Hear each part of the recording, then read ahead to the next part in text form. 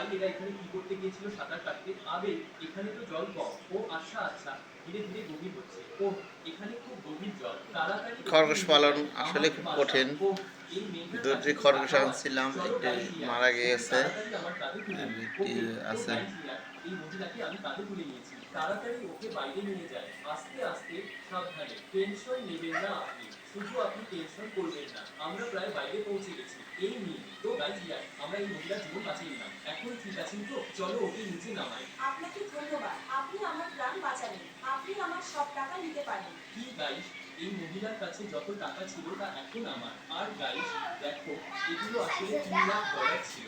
আমার কাছে থাকা $3 লাখ এখন থেকে তোমার। ও গাইস, আমরা এই মহিলার প্রাণ বাঁচালাম আর পেলাম পুরো $3 লাখ।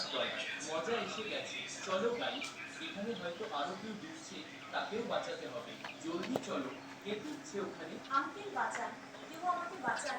আমি ডুবে শৈল যাচ্ছি। পাখি প্লিজ আছে। কেউ আমাকে বাঁচান। ঠিক আছে তো গাইস, ওখানে একটা ছেলে ডুবছে, ছোট বাচ্চা, আমাকে জলদি ওখানে যেতে হবে। দৌড়াও গাইস, এরা জানে যে লেকটা এত গভীর, তবুও কেন এখানে